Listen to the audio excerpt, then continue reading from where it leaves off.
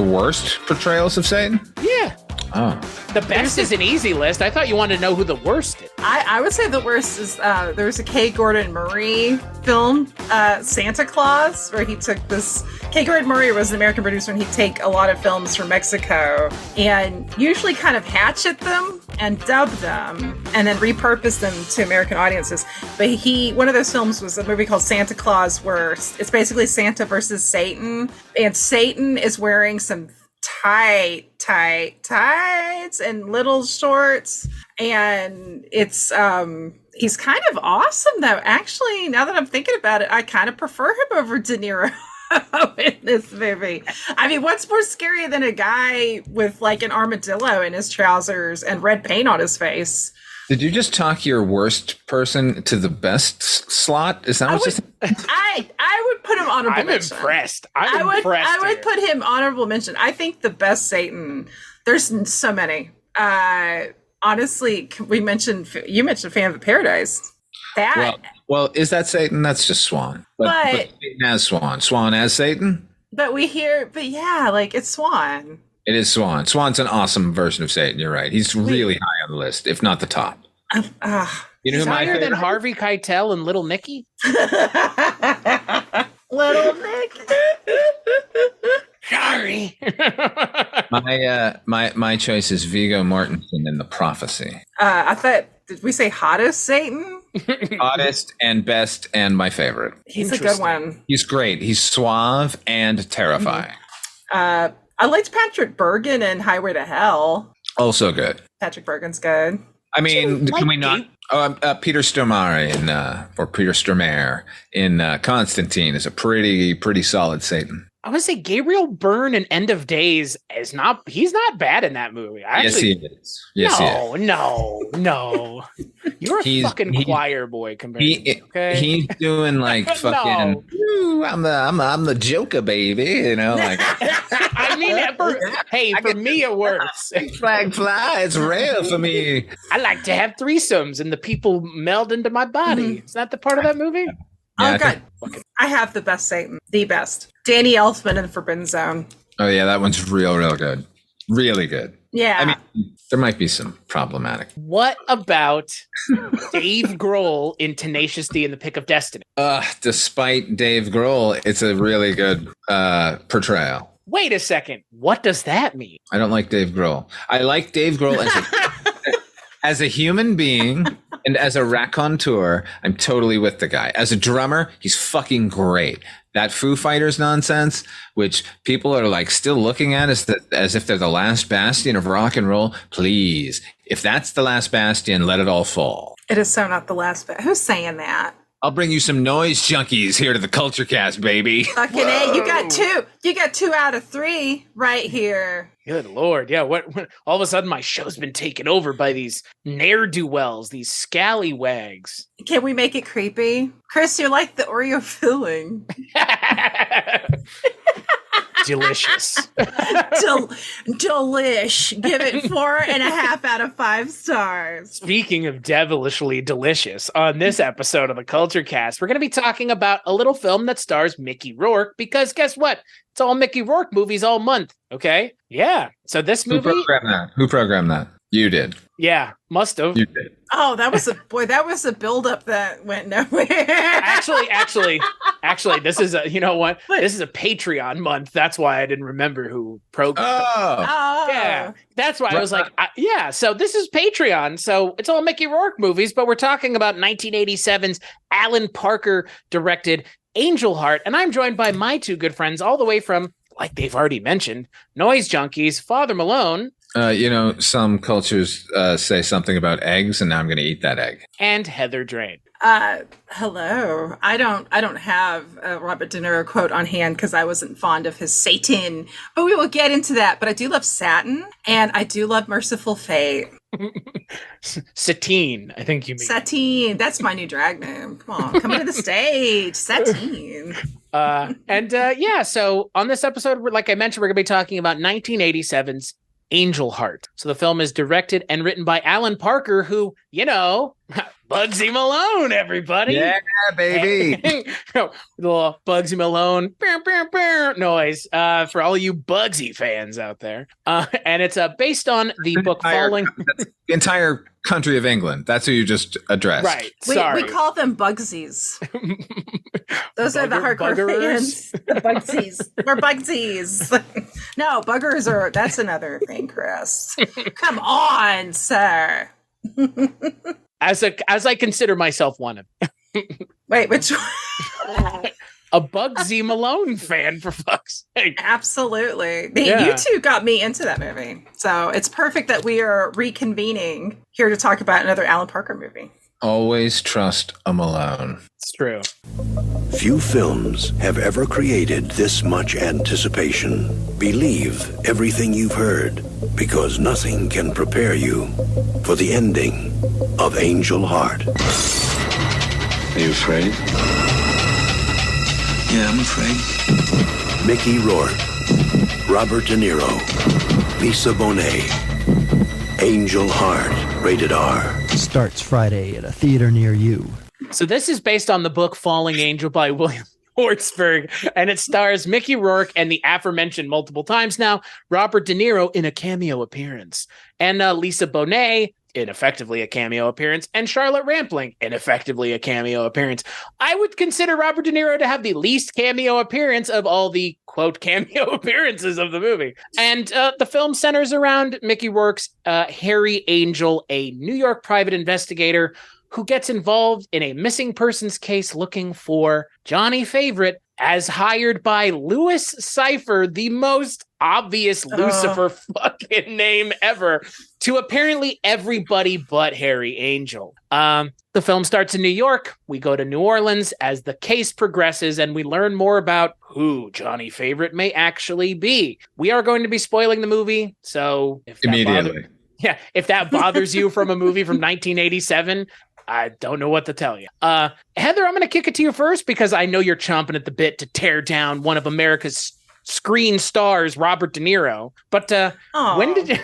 I'm joking. Well, maybe not. So when was the first time you saw Angel Heart? What did you think then? And what do you think now rewatching it for the Culture Cat? Well, I first saw Angel Heart years ago, and it was one of those, I don't know if you guys have ever gone through that experience where you've watched a movie, but it's been a few years, and you're like, oh, I'm going to rewatch it. And then you rewatch it, and you start doubting that you ever watched it in the first place, because it's like... I've had those moments. Yes, that was it for me. I do remember being a little kid when it came out because there was a huge controversy because Lisa Bonet was 18 and that wasn't necessarily even that controversy. It was just like she was fresh off the Cosby Show. Everybody knew her as like little Cosby kid, and now she's in this dark noir about voodoo, and there's her little boobies, and oh my god, and which. It's kind of, but America's we're a very ridiculous country and culture, aren't we? So rewatching it, I was really glad I did. I don't think it's a perfect movie, and we'll go into that, but there are some things I really did enjoy about it, and I'm a huge Mickey Rourke fan. I love him. I feel like he's kind of in some ways almost like one of the last of our like really great character actors. And I say that with a little bit tongue in cheek because I think there's always great artists, but and yeah, I'm looking forward to hearing what you guys think about it and getting into the weeds here. Yeah, so Father Malone, take us there. What are your thoughts on Angel Heart? I saw this movie in the theater on its initial... One of these days, I'm going to cover a movie where you don't say that. This one I had to say, because it was Alan Parker, and I was already a fan of Alan Parker thanks to Bugsy Malone, which by the time this movie came out, I had seen Bugsy Malone 1 billion times. And now, weirdly, before I saw this movie, I read the novel Falling Angel by William Hjortsberg, because in 1985, William Hjortsberg wrote the screenplay for Legend, which you and I talked about here on the Culture Cast, Chris. And after that movie, I was at a book and poster movie script store in Cambridge, Massachusetts. And they had the script for Legend, but the original shooting script, so the actual William Hjortsberg's words. Now, originally that script, everyone spoke in rhyme. And the descriptions were gorgeous. And so months later, I was at a used bookstore and I found a copy of a book by William Hjortsberg. I went, well, fuck, need to read that. And it turns out to be this, which when this movie came out, you're absolutely right, Heather. There was a massive controversy. Lisa Bonet had been on The Cosby Show for 2 years at this point, and Bill Cosby was said to have sworn off on her being in the movie, but then was furious that it was as explicit as it was.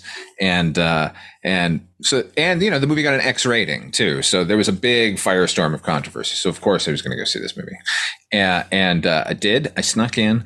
I don't think I understood half of it, but I loved it. And everything that's at a fault now, some 35, 40 years later, with the movie, as far as the sort of obviousness of it. Look, the Louis Cypher thing, I cannot defend. It like, as a 14-year-old, I was like, oh, the devil, huh?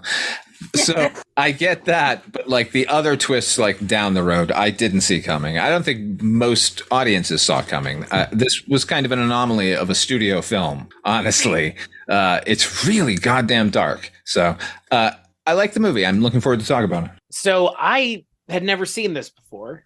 It's been on the list of things for me to watch. I'm pretty sure I owned it on DVD or Blu-ray at some point and just never watched it. So, and again, to speak to Mickey Rourke, the first thing I saw him in was Once Upon a Time in Mexico, which is whoa, right, weird, right? First Robert Rodriguez movie I had also seen. And it was probably like the second or third Johnny Depp movie I'd ever seen as well. So like, again, wow. Again, like just some of these movies were just not part of a certain vernacular for me growing up. I mean, other things were, but like some things weren't, and Mickey Rourke just wasn't. But I was getting into those kinds of movies, and so I went with my grandfather to see Once Upon a Time in Mexico in the theaters. And speaking to you, Father Malone, about Angel Heart, I didn't understand half of that movie, and I didn't understand the significance of having Mickey Rourke in that movie because he's in that movie for like literally fucking 2 seconds, but they make like a big deal out of it. So that's all of my complete exposure to Mickey Rourke is Once Upon a Time in Mexico. So obviously he looks a lot different at that point, almost unrecognizable for a number of reasons that I'm sure we'll talk about, and how they kind of weirdly are reflective in a lot of the things he worked on in the late 80s, early 90s, like this and Johnny Handsome, which are both about a guy disfiguring his face. Yeah. Disfigured. He was letting us know. Yeah, right. He's just, I'm getting ready. I'm just, something's going to happen, unfortunately. Yeah. I enjoyed this movie. I enjoyed this movie more when I sat and thought about it. I think that Alan Parker may not have been the best person to adapt this story, but in a lot of ways, he was the right person to tell it the way he told it. But like the story that is laid out in the novel, best I can tell after doing a lot of research into it, I'm going to read it because I want to know that full story, but getting the story given to me secondhand, the changes that were made seem like changes that were made by someone else because they didn't like the decisions that someone else made, not because they didn't make any sense. And there are things that we will talk about with this movie that seem like decisions that Alan Parker made for Alan Parker to make. And yeah. And like those may be some issues that we end up having with the movie. All that aside, Mickey Rourke is great. This movie is very dark. It's dark in the way a lot of like extreme torture pornish movies are, but it doesn't show the parts that those movies show. It leaves a lot of it to just, it happens off screen, or do you have to understand the context of it? Like the fact that there is a extended incest scene in this movie. I mean, the fact that it was X-rated has to do with that scene, but that scene is also incest at the same time. And obviously I think I see influences in so many other things that would come after this. Ain't no Old Boy without right. This baby. Ain't no Seven without this movie either. Like that was what I kept thinking of was Fincher's Seven while watching this movie. And it probably helped that I had just watched Zodiac over the weekend, which is still like for me peak Fincher, but I saw a lot of Seven in this movie. And like you just mentioned, like Old Boy doesn't exist without this because there are, I mean, again, this is a supernatural story. Maybe like, again, I'm sure we're going to get into it, but I do want to ask Heather, because you were very adamant about it. Robert De Niro as Satan. Okay, let's just get into it. Here we go. Settle in, folks. Oh well, I'm gonna start because I like to be a positive person. The thing I liked I always felt like this about his performances, and then I saw something online actually today, doing some some little research for the pod, that I'm like, because he looks like Martin Scorsese did circa Taxi Driver. And yeah, he patterned that look. I don't know if it's Taxi Driver specific, but off Martin Scorsese. However, Martin Scorsese in Taxi Driver is way the fuck scarier than De Niro is in this movie. Now, and I'm not a De Niro hater. I think Robert De Niro, especially in his prime, is one of the best actors ever. De Niro is phenomenal. Taxi Driver, going back to that one, that's one of my favorite movies ever. That movie's a fucking masterpiece. Problem with him is the devil. Some of it's not even him. It's not even his fault. Like he's good. He's De Niro. It's ham-fisted. The name alone is ham-fisted, but I could live with the name. The egg thing of him, I did like him rolling, that shot of him rolling the boiled egg to crack it open. That was cool. And that was kind of creepy. If they'd left it at that, or him using his Lee press-on nails to like to crack it open. Some fucking nails. No, my God. Because he's evil. You get it? He's evil. It longer as the film goes on. Every nail is a Coke nail. His name should have just been called I.am. The fucking devil. Like, so obvious. But him, okay. It was so obvious, Heather, they had to have Mickey Rourke mispronounce his name so that the audience would somehow not able to pick up on it. Like, C-free? Like, come on, bro. Oh, yeah. Okay. But it's like, and they say he has to hold up the egg and be like, some religions believe the egg is a symbol of the soul. And it's like, okay, yeah, we fucking get it. We get it. You're the devil. And then what's he do? We have to get this nasty, which I don't like hard-boiled eggs either, so maybe that doesn't help, of him putting it in his maw, just taking a big old devilish bite. It should have been a deviled egg. They should have just gone fucking full tilt boogie on this. You're gonna go hammy, baby. I don't want a sandwich. You put that whole fucking pig in the ground and have a luau with it. That's what they should have, if you're gonna do that. But and then the worst part, and I cannot forgive this, because this movie had budget, and this is a beautiful looking movie. Like there are visually stunning, like the cinematography, which I'll get into later. Alan Parker, I mean, he's a master. I love Alan Parker. Like, I kind of agree, and we can go to that a little bit later, that there are some parts of this movie I don't think he was the best director, but then parts of it he was. It's weird, right? But okay, so we get to the grand reveal, and they give him this optical effect of having yellow eyes, and it looks, okay, I'm sorry. It looks so bad. It looks so bad. If this is a low budget movie, I'd make some concessions, because, as somebody who's done DIY art, you make do with what you got. This movie had money. Okay, Eyes of Fire came out a few years before this with far less money behind it, and the yellow eyes on the little evil woodland spirits are fucking scary. And that was an optical effect. Those weren't contacts. But there were also contexts they could have done. Look at Michael Jackson in Thriller. That shit was terrifying. I'm sorry, Weird Al and Eat It had scarier eyes than what they gave De Niro. And then even worse, that little hell child, the little grand devil.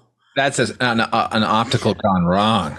That's even worse. I mean, there are Sega CD games that have more effective. Fucking Argento's Dracula 3D is better than what they gave that baby. That's a bit much, but okay. I'm going to repost some of your devil criticisms, if I may. Oh, but I love my devil criticisms. Okay, here we go. I love that he looked like Martin Scorsese. I said that was a good thing. I'm echoing some of your stuff, and then maybe confronting some of the others. So yeah, I love that he looked like Scorsese. I just thought it was so fucking funny. It is funny, right? I laughed when I saw him. He looks funny, right? Okay. My God. Okay, yes. I'm just making sure we're all on the same page. I think his performance is really good. I think it's really solid and in the place where this character is meant to be, because I don't think he's supposed to be scary.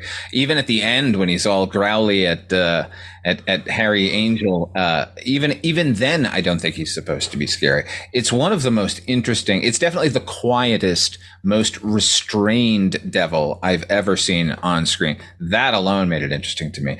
And also, it just seems like from frame one, he's just playing with Mickey Rourke and really enjoying himself. There's a glimmer and a gleam to all of his things. Okay, I snuck into this movie with an older friend of mine who's also not allowed into an R-rated movie. I was 14, as I said, and they're in the cafe, and Louis Saffier takes the egg and he breaks it and he says, you know, some cultures think this is a symbol of a soul, and then he bites into it, and my friend turned to me and said, subtle. He was 16. I was, so it's like it's real obvious. But addressing the Louis Saffier portion of it, the hidden in way too plain sight secret that Robert De Niro is the devil in this movie, in the book as well, it's pretty spelled out. He meets him at 666 whatever street, and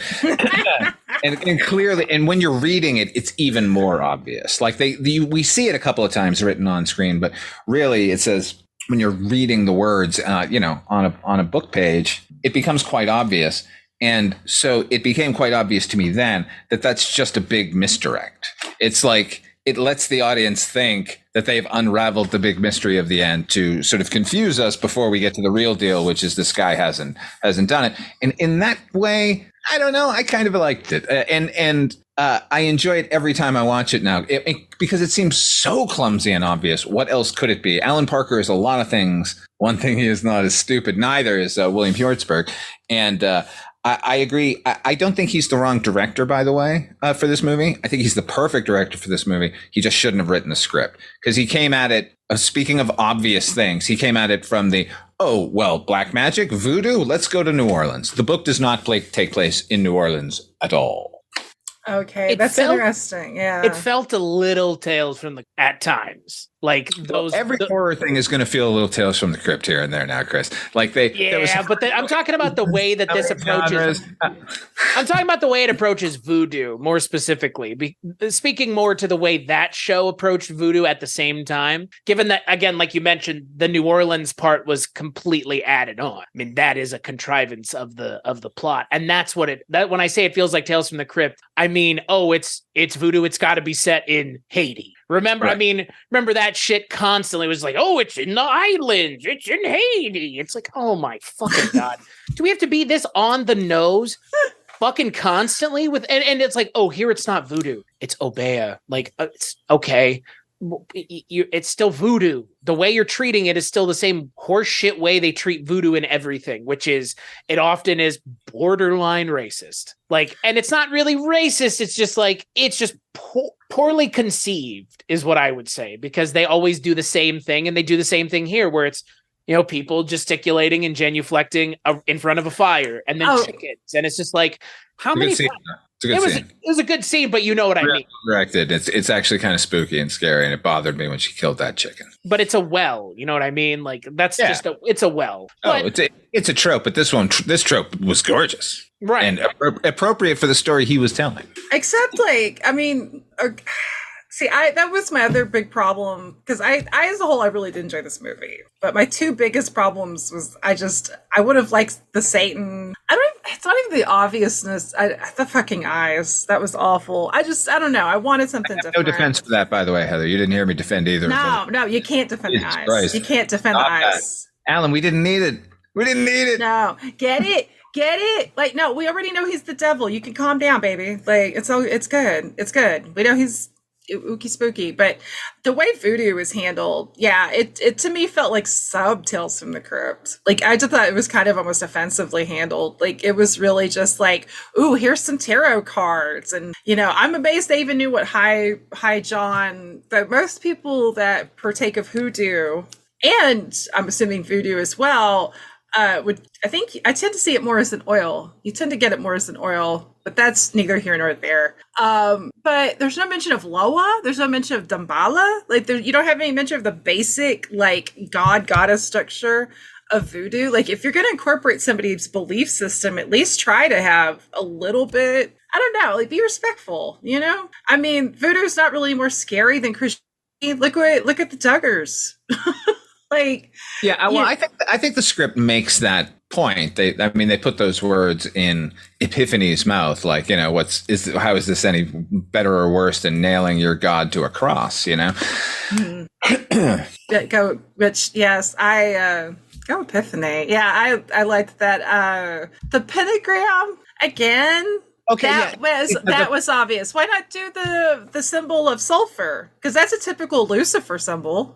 The problem for me with the movie is, and the problem with the adaptation, and I'm sorry if I'm just going to keep comparing the book to the movie, but I like the movie as it is, as its own separate entity. But I like it as it is, if you're not going to dissect it. If we start to dissect it, I have to start throwing the book at it. I'm sorry, but in the book, the emphasis is that he's investigating a man who was involved into the dark arts, no matter what the denomination, you know, like he was looking in every corner, in every culture to achieve his goals. One of those is voodoo, and one of the characters was involved in voodoo. Other characters were involved in other forms of dark magic. Oh, wow. So that would have been cool. And they kind of hinted that in the movie, because Johnny Favorite is not practicing voodoo. He's like doing occult magic. Yes. But what's weird is like they don't make that distinction in the movie very well. No, and the problem is that it's another movie like comparing voodoo to Satanism. It just conflates the two and makes them the same. And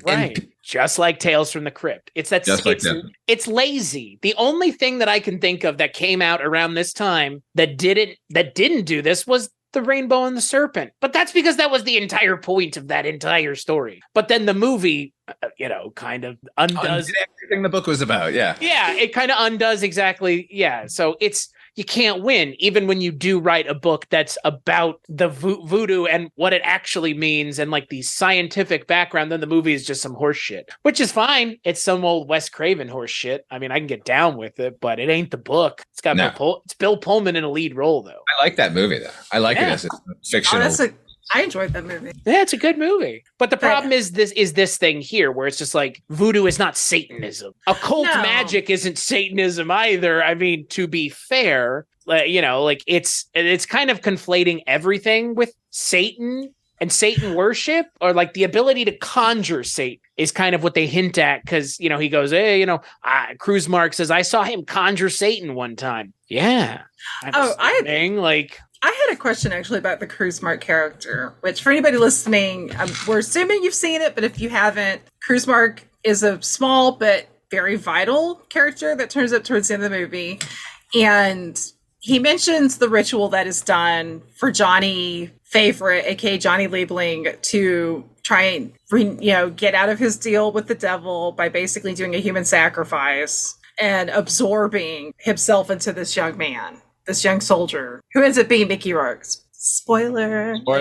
We said we were spoiling it from the beginning. Exactly. Also, if you get mad about spoilers, global warming's literally happening, so pick and choose your battle, okay?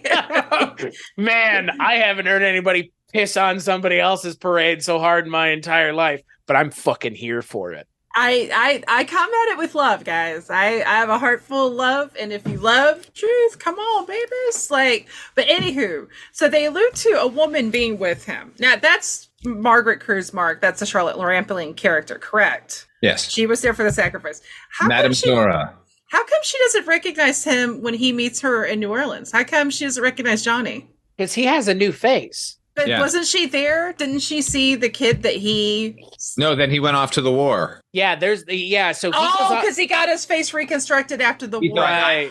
I'm going to beat the devil while I'm at my peak of success here, and then fate intervened and dragged him off to war where he got banged up and he had facial reconstruction surgery. Just like John Handsome. Oh my God. How lucky to have your face reconstructed into like 80s era Mickey Rourke instead of looking Yeah. Can we talk Mickey Rourke for a minute here? Mickey Rourke was like my absolute hope as an actor because I'd seen him first, I think in Body Heat. No, 1941. He's one of the tank guys in 1941, and I was like, who's that guy? And it's like, oh, he's Irish too. Okay, that's clannish and stupid, but I'm Irish and I grew up anyway, so I was really proud.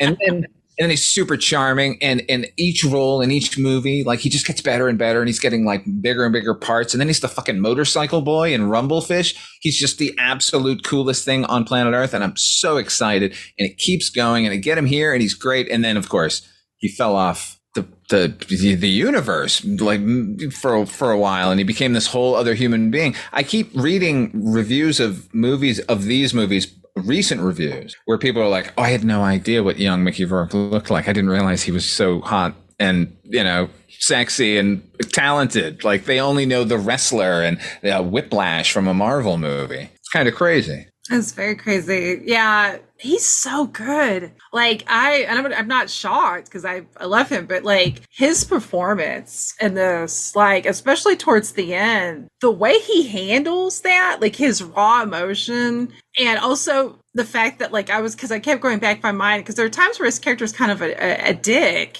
Like, no pun intended, because he's a private detective, but it's like, oh God, that's brilliant because that's kind of like a subconscious sort of like callback to to the person that stole his soul. Like he's basically in a way like two people, and he's phenomenal. He is so fucking good in this movie.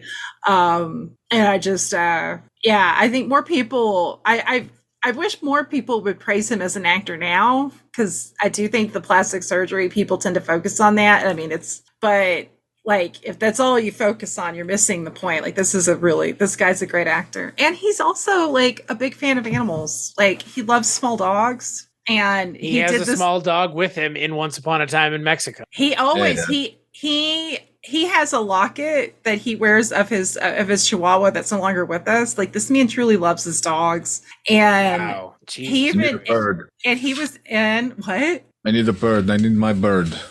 Get me my bird. No, the Iron Man. All those Iron Man 2 fans out there. His character suddenly has a bird, like that wasn't in the script. It was Mickey Rourke. It was just like, get me a bird, or I'm not doing it. He's so fucking good. He did a commercial for some like non-alcoholic beer in Europe like years ago, and in it he says, "This is his toast, and this is like my motto for life: to small dogs and goddamn revolution." That's a quote. I love him. Mickey Rourke is a gift, and he's great in this. He's amazing in the film. And what struck home for me rewatching the movie is it is of absolute 100% importance in these private eye movies where we drop in and we're not given any backstory on the character. In this one, we end up knowing everything about this character, but the same can't be said for like Sam Spade or Philip Marlowe or any of the other characters. You need a charismatic person who just their presence gives us everything we need, just their actions and the way they handle themselves. And that's what he does here, because initially we get nothing about who he actually is. Like he mentions a couple of things about his past, which again, were big, clear warning signs for the audience. That twist is revealed at the beginning of the movie, right?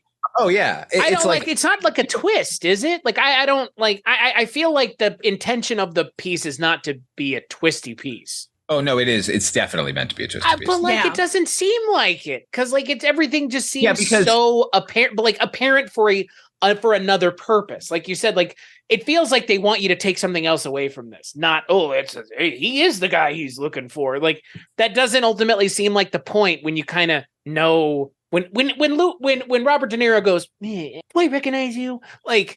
That he doesn't do that. Is that not what he says to him? Of course, that's what he doesn't do it. Like, oh no, he does actually. No, Chris was doing like Meet the Parents to Niro over there.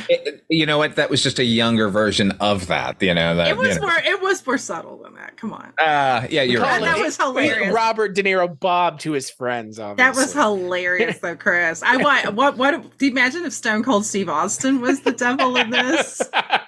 God damn it. I like, eggs are the windows to the mind. That's why I like to eat eggs. If Stone Cold is going to take anything away from this movie, it's how much he loves eggs. I love eggs. You love eggs? I love them too. I eat them in the breakfast for protein. My God. Let's mention something in that egg scene. When he says the egg is the symbol of the soul in these other cultures, before he eats the egg, he says, "Would you like an egg?" And I thought that was fucking hilarious. He's really funny. That was funny. I did like that. Contrast this against the other actor that you put De Niro up against, fucking Pacino. When he did his Devil, he was they're having both so much goddamn fun with these roles. Yeah. Like I'm sorry, Heather, I've never done that one for you before. That was so Pacino in Devil's Advocate, he's having so much. He's an absentee landlord. Like all of that shit is just fucking gold. And I mean, the movie's not great, but he's having a good time. And if you're an audience member who enjoys watching those actors go for it, you're having a good time too. That's why this movie worked for me, is because I could tell everybody seemingly was having a good time making it. The problem with this movie, the problems with the movie, to me, were and continue to be not that it was obvious where it was all going. The problem, and it's a big one, is that Harry Angel is a fucking terrible detective. Yeah. He doesn't do any detecting at all. He runs into characters who tell him the next piece of the puzzle, and then he goes to them. That's all that happens. And he does so, following from clue to clue, he does so in the clumsiest way possible. When he is tailing Toots Sweet, guitarist in New Orleans, off to the big voodoo meeting, he follows him for like 10 feet behind with his headlights on. I was like, why don't you just like pull up next to him and say, "I'll ride with you"?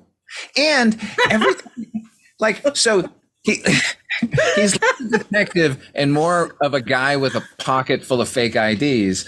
Like they're doing all that work for him of ingratiating him, because as soon as he has ingratiated himself to his mark to get information out of him, he immediately announces, "I'm a private eye, and here's what I need from you." He's the worst. I didn't initially have a problem with that, but you're 100% right. Like I would say if you're somebody that loves detective stories for the art of the mystery, of the art of solving a mystery, and like you want to go full like Jessica Fletcher on this is not your mystery. Because it's not, kind of like what Chris is alluding to. It is a mystery, but it's not that hard of a mystery to solve either. So yeah, no, that's fair. I think though, one of you guys helped me kind of further nail why I think my problem with De Niro in this, and it's not that he's bad, because it's Robert De Niro. Like I'm not gonna be that hot take person that's no. De Niro's great. He's a great actor. He's a phenomenal, phenomenal actor. I don't think that's an argument. He is funny and he smirks. And I think maybe for me, because the film is so dark and it actually is really, I think one of its strong suits is that it doesn't sugarcoat it. Like this is fully committed to the story. It's fully committing like, okay, we're going there. We're going dark. I think I wanted a disturbing Satan. I think I wanted a scarier Satan that kind of just creeps under your skin. Like you mentioned Pacino, like, you know how Pacino at the end of Godfather 1, I think that's chilling.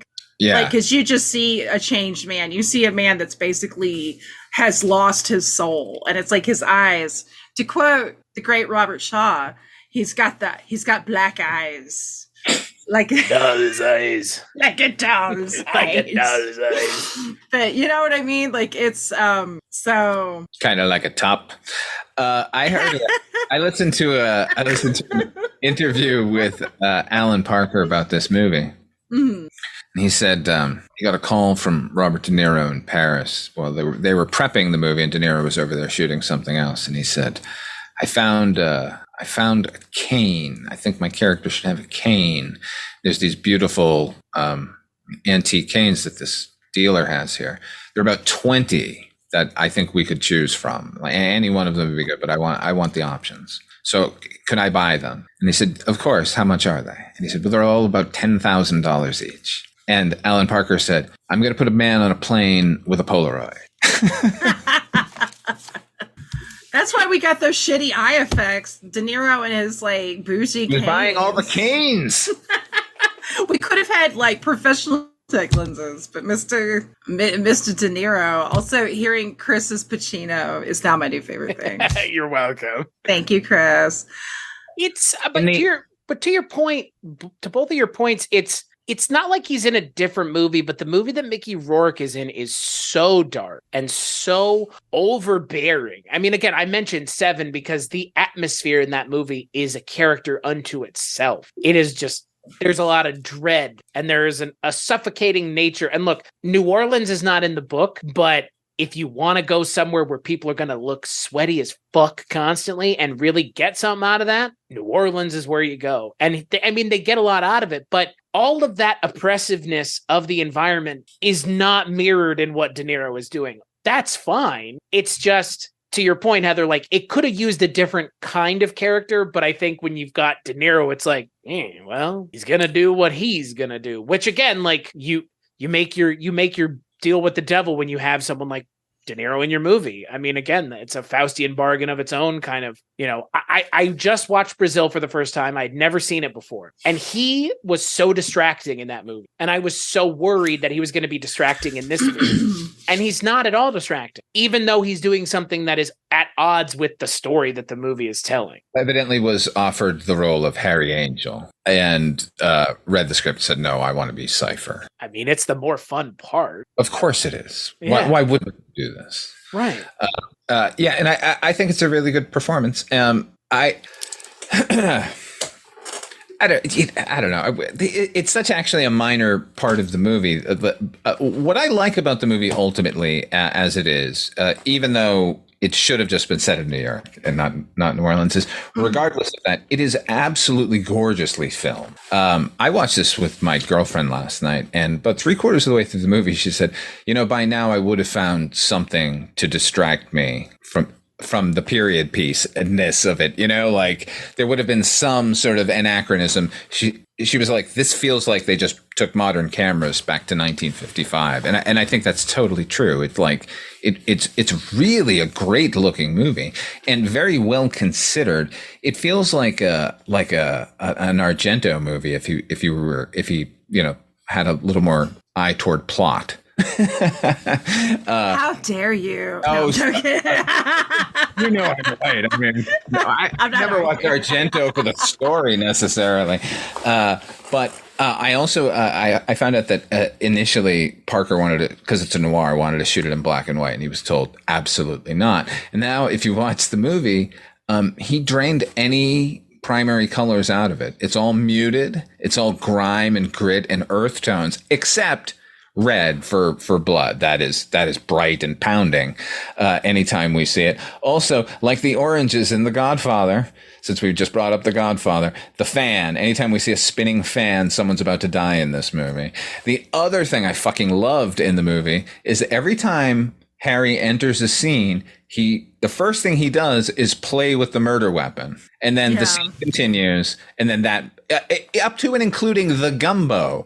He picks up a crab and tosses it into the vat of gumbo where the guy's going to end up soon afterwards. All of these things are great. I actually thought that the fan thing was, follow me. I was under the impression that the fan was talking about what is and isn't reality of what's going on. Because at some points there's the spanner of the works, but the fan would spin one way, and then sometimes, because there's a lot of mirroring in this movie, right? Yeah. I mean, looking into the mirror. De Niro says it at the end of the movie about, you can sneak up on a mirror, but your reflection will still be, something to that. And they show the fans spinning one way, and then they show them spinning another way. And it is somewhat congruous with what we're perceiving as reality. And then what I guess is the unreality, because there are flashback scenes to someone else's life that Mickey Rourke is seeing. And then there's just like hallucinations, and those hallucinations come in the form of all kinds of different things. There's a moment where he keeps hallucinating this like elevator and seeing this elevator going up and down. And it's again like there's a lot of that going on. And a woman in black who he keeps in each of his dreams / hallucinations, he gets closer and closer to her. One time he gets closer to her in person and he gets the shit kicked out of him. And at the end, it turns out to be clean shaven Robert De Niro. I didn't understand what that was. Cause I mean, you could read it as the woman in black is the woman that he was having that affair with. No, I believe right? that was when he made the deal with the devil. That's how the devil appeared to him. But why is the devil cleaning up after him? Just like he has changed his face, the devil has changed his own. He's now why is the devil doing that? Like, because like there's got to be like there's like a plot reason for everything in this movie. Okay. That's why I ask. I don't know that I can speak specifically to why he did that, other than the weirdness factor of it. And of course, Harry is always making his way toward the devil. Johnny Favorite is making his way toward the devil. These are Johnny Favorite's hallucinations and memories that are happening. But ultimately, when you step back and think about the entire plot of this movie now, for it to actually make sense, and it does, what this is a revenge tale where the devil is marionetting a guy to kill everyone who ever helped him and he ever cared about, even in his twisted, horrible, evil way, making him kill them, only to make him realize that he did it afterwards and then take him down to hell. Right. That's what's happening, right? It's horrifying. I mean, the guy deserves it because he's a fucking horrible, terrible person. But we're just watching this horrible thing enact itself. And poor Harry Angel. I know. Poor Harry Angel back in 1943, because this ain't him. I thought for a second you were going to say because he's a fucking terrible detective. But he is a terrible. You're like, that alone, you're damned to hell. And that's something I really love so much about Mickey Rourke's performance, is that I really got the feeling, especially when you do have the big reveal, that it, in some ways, it's still like, it's like Harry Angel is still in there somehow. And it's like, he's really like two people. And it's just like, I can't even imagine like just how that would mess with your mind and your heart and your soul if you found out not only are you not who you yourself, but the person you truly are is this horrible human being who's a murderer, who committed human sacrifice, knowingly just had awful, terrible softcore sex with his granddaughter, Lisa Bonet. And even though she doesn't, it's his daughter. Yeah, that's his daughter. Oh, why do I keep thinking granddaughter? Because she has a baby. The little kid. Yeah. Okay, yeah. His daughter. Right. Either way, it's terrible. I mean, it's fucked up. The movie doesn't even hang on it either. It's just like, you banged your daughter. Okay. Yeah. But by the way, that's the other thing. Like, she tells a story about getting fucked by the devil and having this baby. So that was De Niro. So it's another fuck you to Harry Angel via the devil. Like, oh, by the way, we're really related now because your daughter's child is my child as well, or Also, I tapped that first. Yeah, you got cut. Would that be a great Van Halen song? Cucked by the devil. Cucked by the devil. What? It would be for this movie. Where's the Motorhead like outro song for this movie? Cooked by the devil. God, that would totally be the. Yeah. I mean, Hellraiser 3 had a fucking Motorhead song. Why couldn't the best thing about Hellraiser 3 is that Motorhead song? Best thing about Hellraiser 3 is the guy with the camera. Compact disc in his face, man. The guy with the camera for a head is my favorite part. The twins, they were like stuck together, man. I would give either one of you a kidney if you needed it, but come on, that Motorhead song is a banger. Come on, Hellraiser. Yeah. And oh my god, the music video where it's great. Lemmy plays chess with Pinhead and Lemmy wins. Yeah, it's so good. This movie needed a little bit of levity at the end. Really it needed some levity. Take us out on a high note. By the way, so one of my favorite bits in the movie, and this is an Alan Parker thing, when he goes to visit that couple on Coney Island, which is beautifully shot, by the way, that wide open space, real only nature shot we get, and it's still grimy and gross. That guy gives him a nose guard that he now wears like inappropriately throughout the rest of the movie, just like making him more gross, which I think is just a nod to Chinatown with Jake Gitz getting his nose cut. You know, there's a lot of there's a lot of Chinatown references. In fact, when Mickey Rourke is interviewing or not interviewing, but like harassing Toot Sweet in the bathroom, and the guard grabs him, throws him up against the wall, and puts the chicken foot up to his nose. It's exactly like, you know, what happens to nosy people? They lose their noses. Oh my God. Yeah, that scene in Chinatown always squirks me out. I just thought of your nostrils sliced like that. It's so effective. I love, by the way, what you said about the landscape and the cinematography in this movie. I agree so much. This is a gorgeous, like, between the cinematography, which is Michael, and I'm going to try to say his name right, Michael Saracen, this great New Zealand cinematographer who I'm sure, as Father Malone knows, has worked a lot with Alan Parker, including Bugsy Malone. And between his cinematography and just the composition, it's like Alan Parker really does know how to give a landscape, a building, a texture, a space, oomph to it, to where you just feel it, like everything. And it's also a great exercise in showing, I think, current filmmakers, you could have desaturation and still have your image look textured and rich. Because I think the problem is, like, you know, I see like films now where it's just, oh, we'll just put a blue filter on something, or oh, we'll just bring down a color on this. But they don't understand, like, you still need to light stuff. If you're doing something, like you're trying to do something retro and be like, oh, we'll have it black and white or look like this. People back then knew how to light stuff to give it depth, to give it a palpable feel to it. And, you know, that's kind of what separates the weak from the strong when it comes to visual, like, movies and visual arts in general.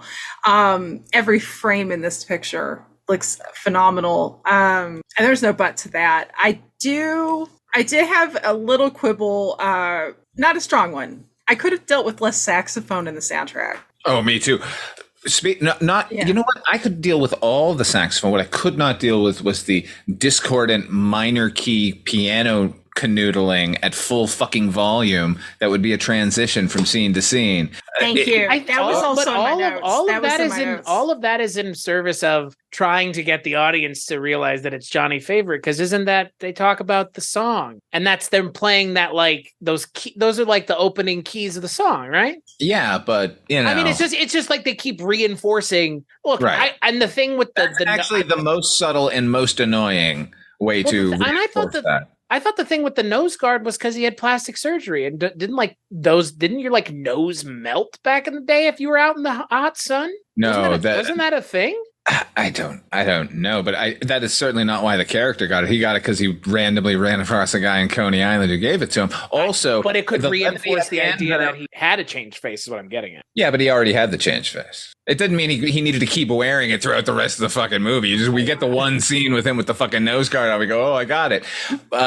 But it was actually supposed to pay off. The last shot in this movie, when he takes the elevator on down to hell, was the elevator door opens. He steps off into this black void and reaches into his coat and puts on the nose guard. And then that was going to be the end. And then Parker was like, I don't know. It seems too funny. We can't end on a funny note. And I wish he had, because that's what that guy would have done. Well, might as well after, like, the Goonie. I'm sorry, that baby, that shot of the toddler with the cartoon eyes. I cannot, like, oh, it's a devil baby. Oh no, it's a devil baby, guys. We got a devil baby. It's just so, it's bad. A terrible, it's a head superimposed on a body that's moving. And so the body and the head aren't moving in concert. It's so weird. I mean, Clutch Cargo had more dignity than that optical effect. Had a moving mouth.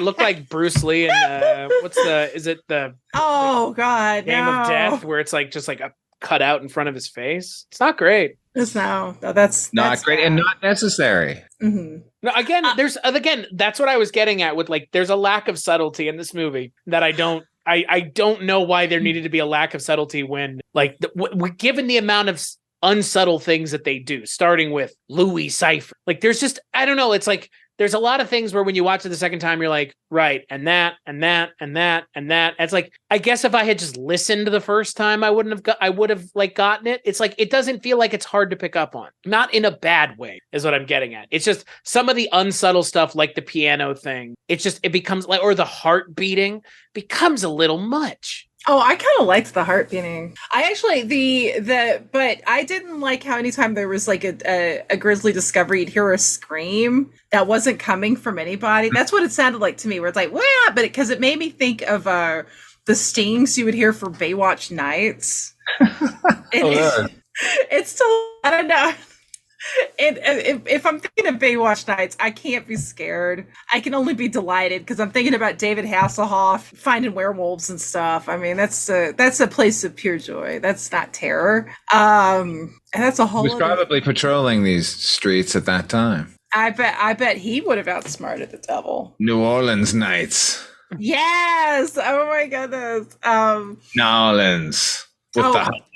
And Steve Seagal in here. I hear he's a lawman in these parts. Oh God, he's only interested in being a lawman in places that are the desert where he can harass people that don't look like him. That's what I've heard. That's terrible. Steven for you, folks. When I said earlier that there were some things in this film, I thought because I'm Alan Parker, as I think we all do. And I think as a whole, he did a great job with this. I feel like though the one thing in particular where I felt like I don't think this is the right fit for him was honestly I didn't care for the voodoo scene, but I could live with it. The sex scene, I was like, I just kept thinking of like, God, what would Ken Russell have done with this? And that's not fair to Alan Parker. No, not at all. Because nobody, and I'm admitting that, but I can't help it. This is where my brain goes to, because I love Ken Russell. Like, I'm a Ken Russell fangirl.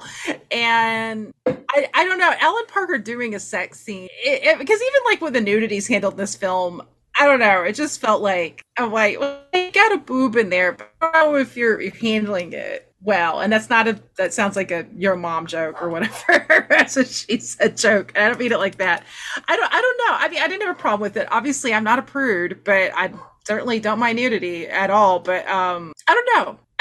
There were moments like that. It just felt to me a little bit like maybe slightly out of his wheelhouse. But also knowing the book, I want to read the book now. What you said about the book comparatively, he shouldn't have written the script. The whole New Orleans thing, you're right, is hokey, especially because like throughout the South there is like practice of like if you're gonna do hoodoo or voodoo, that voodoo that you do, it's all throughout the rural area. Right. And here's the thing. In the book, they don't go to New Orleans because New Orleans does not figure into it at all, because what they're really doing is commenting on like how these rich old white bored people are like, they've taken everything from everybody. Now they're taking their dark religions, like that. Mm-hmm. That's how much of a plaything everyone is to them.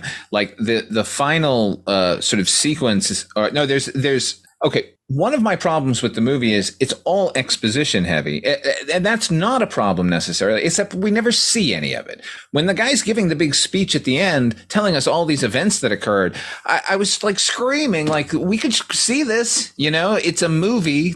You have a camera. What you're describing sounds fantastic. What happened inside that room? The movie keeps showing us a shot of an apartment building, this desaturated gray and gross apartment building with one window like lit red with the fan spinning in it. And we get flashes of something that happened in there that was horrible, but we don't get anything really. Like during the sex scene, we get flashes of an orgy for a moment. There's all these white people and that was a scene that was supposed to be from the Kuzma character's description. Like we were also involved in to balance out. Black people were doing it, but guess what? The white people were doing it too, and we were doing it way worse because they're just doing their rituals. We're trying to summon Satan. That's not present here. That's all the book is. And that's they should have done that. And that's what I mean by saying the thing about the occult and like taking the occult and putting that against Satanism too, because like it's not fair for that either, but I mean, again, if you're going to equate one thing with it, you better do both. And they kind of just go, yeah, a cult, whatever. It's like, wait a second. Like, what? I mean, again, because they go to New Orleans. Like, if it were New York, I mean, they kind of, what's funny is in The Devil's Advocate, they kind of touch on the voodoo thing too. But that ends up being a misnomer. There's nothing about it that ends up mattering. But they kind of have it in there as kind of like a little bit of a red herring. Like, oh, maybe he wants you to get involved with that. Here it's like, okay, like the devil wants to be involved and he is involved, but he ultimately doesn't care. Like, he doesn't care that they're doing their sacrifices, but I guess he cares that they're doing them in New York. Like, I don't, like you said, like it's all about, I guess it is all about summoning the devil for their own selfish needs. That's right. Right. Great. Yeah. Like, I just don't know why they couldn't get there. Right. Well, and there's also to me like an issue with, and this isn't a drag on the film as well, because I love the film, but like I feel like there's always a very big issue when it's like anything that isn't like within the Judeo-Christian construct is all of a sudden just like that's evil, that's dark, you know what I mean? Like it's I get it's that. like because I think Alan Parker wasn't coming at that from that angle. I think he was coming at from the angle that voodoo is so close to like Roman Catholicism, which is the other sort of dominating thing, which is funny ultimately because we're talking about a character named Johnny Lieberman. Yeah. Is it Lieberman or Liebling? Liebling. Oh, Liebling. Okay, so what was he? He wasn't German. I assumed he was Jewish. I thought that was another funny sort of take on it. Yeah. I mean. Oh, the transformative nature of Satan. Oh my God! What is going on? I don't know where we are now. I don't even know. What is life? No, and I don't think Alan Parker himself was coming at it from that either. Like that's not me dragging him. Oh yeah. I just in general, I feel like that's kind of a complaint and for me, but it's also just kind of like, it's like, oh, here's some tarot cards. It's scary. I don't know. You know what I mean? Like, it's like, the book, I think if they'd heightened that whole thing of just like, no, the real evil, it really is these like awful white people. I'm totally down behind. I could totally get down by that. The big ritual scene took place in an abandoned subway in like New York City. Like the voodoo ritual scene does happen, but it takes place in Central Park. It's like it's all this juxtaposition that was going on about this like grungy running down metropolis and the flourishing of the dark arts all about them. It was, I don't know, to me it would have been super cool. I'm not saying that this isn't, because he makes everything gorgeous and it's a tone poem and it's its own thing, but I can't help but compare it to that book because the book was so good. I know. I want to. Call Netflix. I want to get that. Call Netflix. I'm calling Abe Books. I want that book.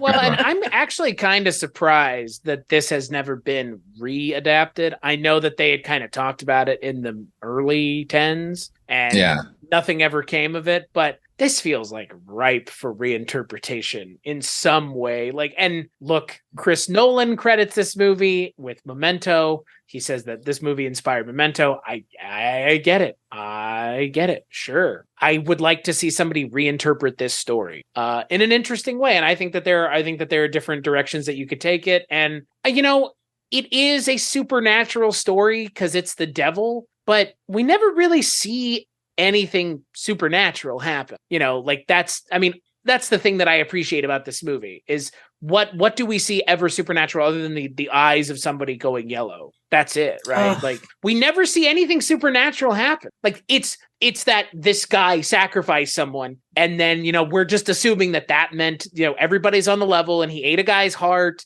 but we never see it. The only things that we see are like after the fact, what we believe to be the interpretation of these things happening. I might even posit, do we know that he actually killed any of those people? Right. It could have been the devil. I think in the book, it is the devil who's actually doing all the killing, and then he's framing Harry. And he's being like mobilized here. Like, I guess the devil's working through him. But like, again, there is a possibility to interpret this that he did none of these things. Because again, who knows what you can trust at this point if you can't even trust who you are. And that scene at the end when Mickey Rourke is looking into the mirror and just, I know who I am. That right there is peak acting. Kind of hard. Fucking great. Because again, I mean, the kind of the fuckaroo of the movie is, I don't think Harry Angel is a bad person. He's not presented as one. He was a promising young man. Right. Who just happened to be dropped off in Times Square in like a year after he essentially disappeared. Yeah, and then he's like, I don't have any memories before then, and it's like, well, fucking, there's a reason for that. Yeah,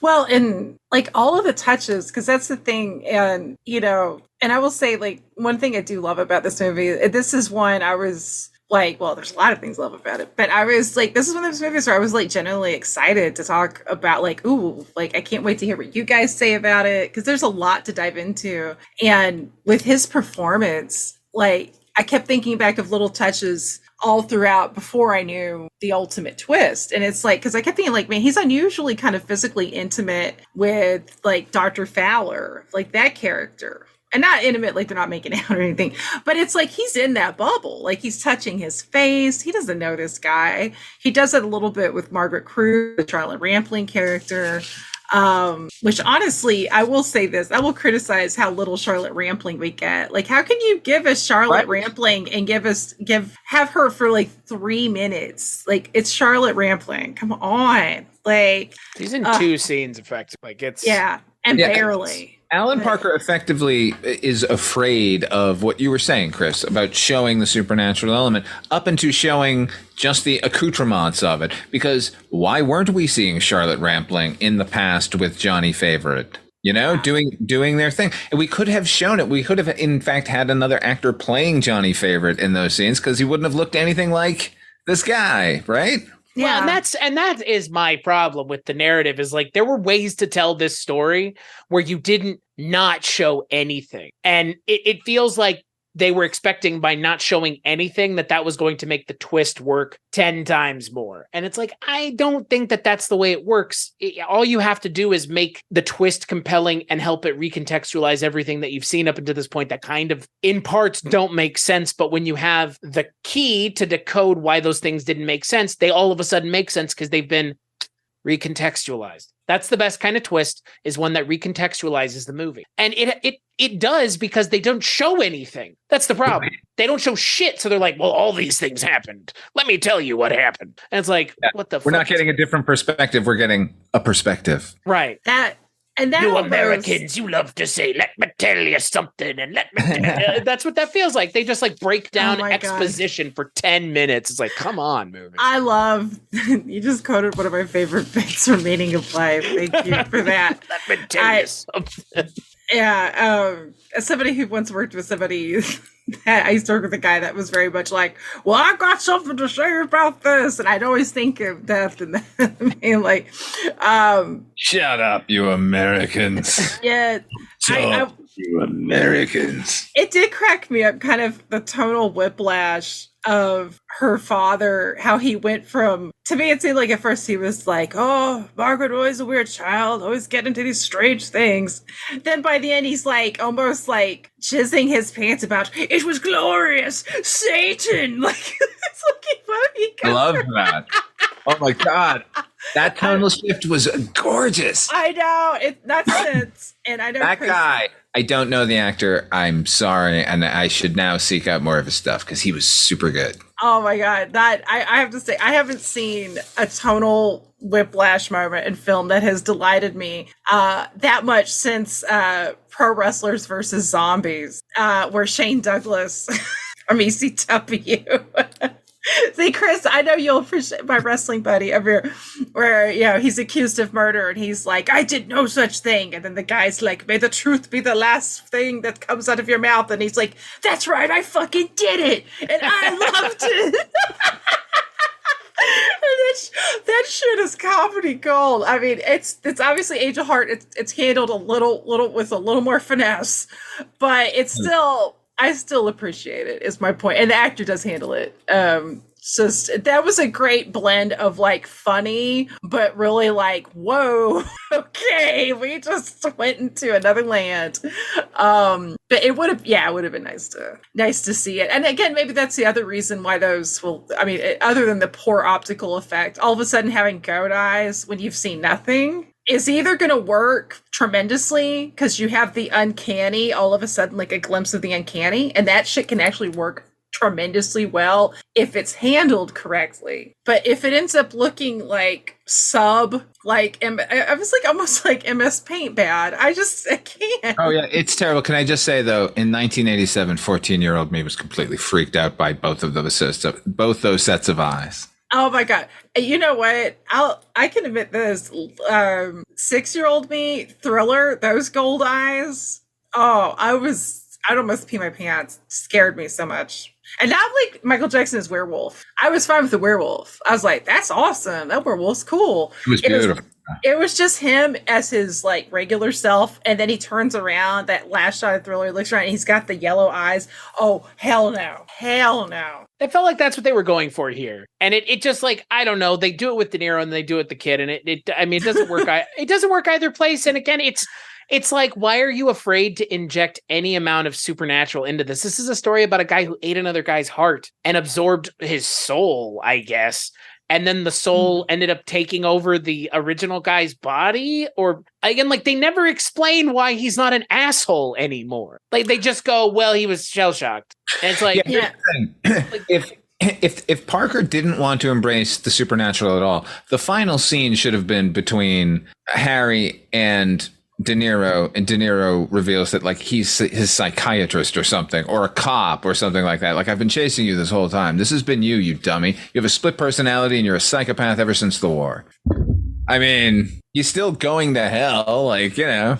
Well, that's the thing. It's like what we end up seeing is a guy who, for all intents and purposes, killed a bunch of people, and the people who would arrest him and take him to jail would have no idea why he did it. And he will rot on death row. Like that is what happens to Harry Angel. Yes, he goes to hell at the end of the movie, metaphorically. Like it's not literally, because not everything that's happened in this movie, none of it has been supernatural. So I've got to assume that it's a literalism other than Robert De Niro and the yellow eyes. And that is the ultimate problem. How can you be afraid to tap into those things when the movie is about the fucking devil making a deal with? Even Phantom of the Paradise taps into it better. Oh my God. What do you mean even? Phantom of the Paradise? It's not, Phantom of the Paradise isn't necessarily concerned with doing that either. It has the same thing of like, it's taking place in the real world. And so we have to have like some sort of real world conventions that dictate it. But even that is more interested in having a kind of something to say about it versus this. It's just like, oh, he's the devil and you're going to hell. It's like, yeah, he killed a bunch of people. Yeah. Well, they show you the deal making with the devil in that movie. Here, we take everyone's word for it because that's all that happens in the investigation. He goes to somebody, they go, here's what happened. Okay, thank you. And the frustrating thing in the script for me is we don't just get an exposition dump from a character. We get a second exposition dump from Harry to Cypher. Like, he just regurgitates the thing we saw in the last scene. I was just like, okay, that's fine. We're getting also that, and then they keep layering on dialogue from the last scene. Like he'll be driving and we'll hear the key words from the last sequence. Like, I just want to find him. I don't want to kill him. Okay, yeah, we just heard it. Meanwhile, I did love this movie. No, I did too. That's the funny thing. I will say that gumbo looked disgusting. I'm not a gumbo person, but I've seen good looking gumbo. That gumbo was very boiling brown. vat. Nothing is going to look appetizing boiling in a vat like that. No. But I mean, I didn't see. It just looked like the gruel. Like it just was like, yeah, Southerners will eat anything. Here, let's make it brown. Let's make it brown and bubble. Gotta go get more of that. That's huh? If it's gravy, I mean, yeah, Southerners will eat that. I mean, Chris, am I right? That's true. We do love some gravy. It ain't covered in gravy. Stone Cold.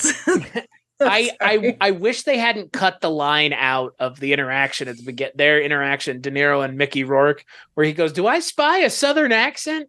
I wish they hadn't cut that line out so that they could have been even less subtle than they are written. Right.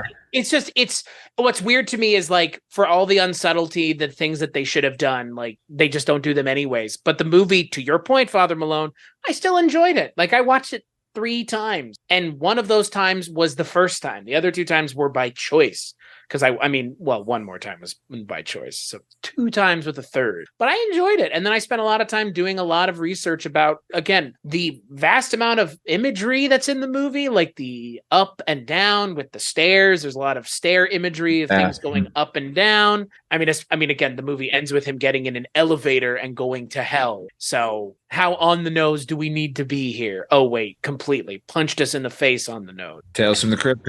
Yeah, I mean, that's what elevated it feels like a Tales from the Crypt ending. It does. And like, even with the lack of, like, it's not ambiguous what happens, but it's a metaphorical ending, and that feels like a Tales from the Crypt thing. Like, Tales from the Crypt sometimes did the literal ending, but sometimes they also did like this metaphorical thing. And I don't know. I think it ultimately works, and I think that's because Mickey Rourke is so ultimately charming in the end. Do you think he believed he was embracing the supernatural with the hallucinations and the dream sequences? Do you think, like, because in some of those scenes, like when Harry the lady in black, you mean? Yeah, well, no, yeah, like Harry's walking down the street like he's going to get a cup of coffee and a cheeseburger, while the speed freak doctor is going to be sleeping it off, and he walks past a church with its door banging open, and then he goes to look in, and there are 2 nuns who like look at him in unison, and then the elevator arrives and the door opens by itself, like,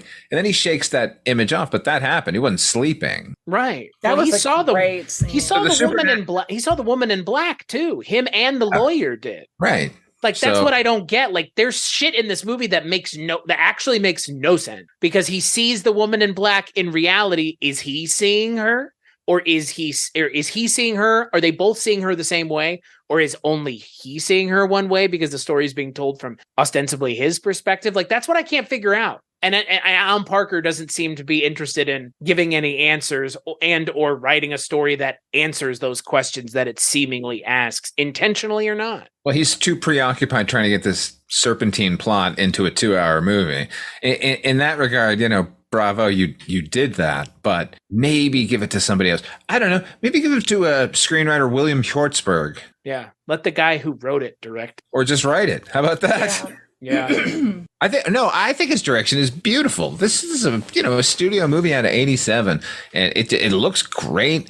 And ultimately, he was getting away with a lot here in 1987 in America. Like, this is a movie about a guy who's investigating himself, killing everyone he's using to investigate, and then eventually having sex with and killing his own daughter before being carted off to hell. This is a fucking hugely dark movie in the middle of right on rah-rah Ronnie Reagan's America. So in that way alone, it stands as an achievement and would not have happened without Alan Parker. I know that there were a lot of people trying to get this movie made for a long time. The book came out in 78. Like, I think John Frankenheimer was going to do it at one point, and Dustin Hoffman was attached at one point. Robert Redford was attached at one point. But the tone of the movie, I think, is correct directorially. I just wish, once again, it had a better screenwriter. I think that's the crux of it. Yeah, because I think the direction's great. I just, like, there's so many, and I feel like, I hate feeling like it's only equivalent because I loved it. But I think when you see something that has, like, so many strengths,